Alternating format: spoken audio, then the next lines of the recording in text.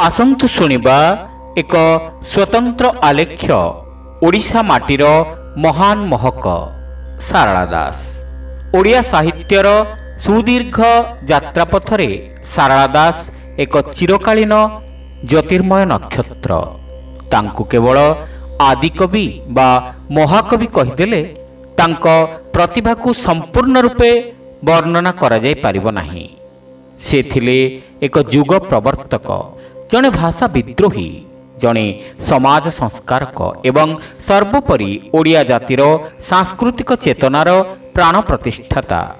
से पाठशाला रे पाठ पढ़ी नथिले, व्याकरणर जटिलता तांको छुई नथिला, किंतु तांको लेखनीरु जो साहित्यर स्रोत झरीथिला ताहा शताब्दी शताब्दी धरी ओडिया माटीर प्रत्येक व्यक्तिर हृदय स्थान पाइछि। संस्कृत भाषार जटिलतार जेतेबेले साधारण लोकंक पई ज्ञान और साहित्य अपहंच थिला, सेतेबेले सारला दास प्राकृतिक ओडिया भाषारे महाभारत रचना करी ताहाकू घरे घरे पहुंचाई देथिले। एही कार्य केवल साहित्यिक विप्लव नथिला, यह थिला एक सामाजिक विप्लव। सारला दासंकर प्रकृत नाम थिला सिद्धेश्वर परिड़ा। से जगतसिंहपुर जिल्लार कनकपुर निकटस्थ तेंतुलीपदा ग्राम मार्गशीर मास कृष्ण पक्ष प्रतिपदा तिथि रे भूमिष्ठ होइथिबार जणा जाए। से मां सारलांकर जणे परम भक्त भावरे जीवन बिताइथिले। मां सारलांक प्रति तांकर अगाध भक्ति ही तांको सारला दास नामरे परिचित कराइथिला। केतेक गवेषकଙ୍କ मतरे से गजपति कपिलेन्द्र देवंकर समसामयिक थिले एवं ओडिशार सैन्य बाहिनी रे जणे योद्धा भावरे मध्य सेवा करथिले। तांकर अमर सृष्टि मध्यरे महाभारत, बिलंका रामायण एवं चंडी पुराण अन्यतम। यह व्यतीत लक्ष्मी नारायण बचनिका मध्य तांकर कृति बोली विश्वास करा जाए। तेबे सारला दास तांकर अमर कृति महाभारत लगी सुप्रसिद्ध।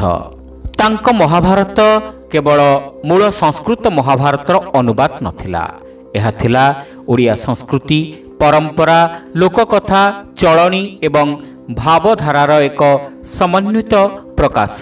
से निजस्व कल्पना और ओडिशार पारिपार्श्विकता को आधार करी महाभारतर कहानी रे अनेक नूतन चरित्र, घटना और उपकहानी सृष्टि करथिले।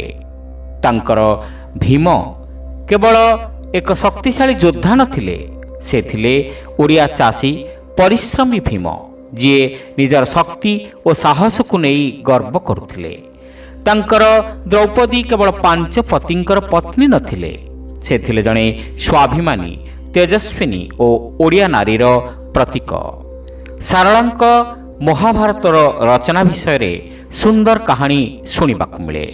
सिद्धेश्वर समाज थिबा भाषार वैषम्यता को प्रतिहत करने को जाई झंकड़र अधिष्ठात्री देवी माँ सारला ठाकुराणी को आगुसार करी तालपत्र और लेखनी माध्यम निर्विघ्न लिखि चली। गृहर अनति दूर थिबा मुनि गोसाई मठ ठारे महाभारत रचना करी वृद्धा मातंगी कोଳରେ तालपत्र सबु भसाई दियंती। स्रोतर अनुकूल भासी भासी वृद्धा मातंगी कोଳରେ थिबा झंकड़ गाँवर प्रख्यात देवी बिलो सारला ठाकुराणी निकट को जाए।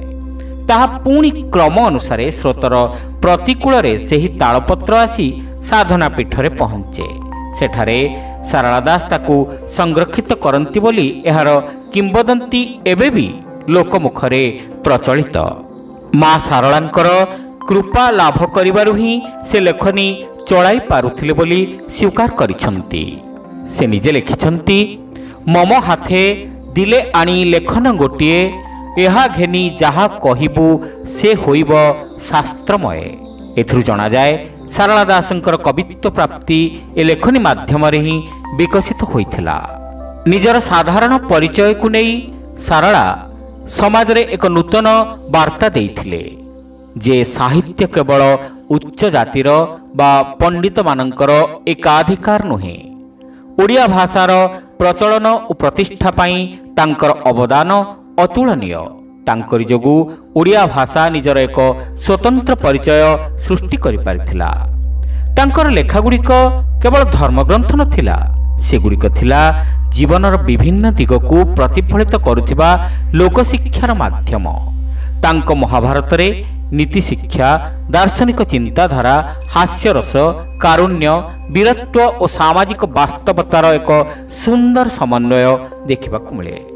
ତାଙ୍କର ଅସାଧାରଣ ଭାଷା ଶୈଳୀ, ଲୋକମୁଖରୁ ଗ୍ରହଣ କରିଥିବା ଶବ୍ଦାବଳୀ ଏବଂ ସାବଲୀଳ ବର୍ଣ୍ଣନା ଶୈଳୀ ତାଙ୍କର ରଚନାକୁ ଚିରକାଳୀନ କରି ରଖିଛି। ଆଜି ମଧ୍ୟ ସାରଳା ଦାସଙ୍କର ମହାଭାରତ ପ୍ରତ୍ୟେକ ଓଡ଼ିଆ ଘରେ ପୂଜା ପାଏ।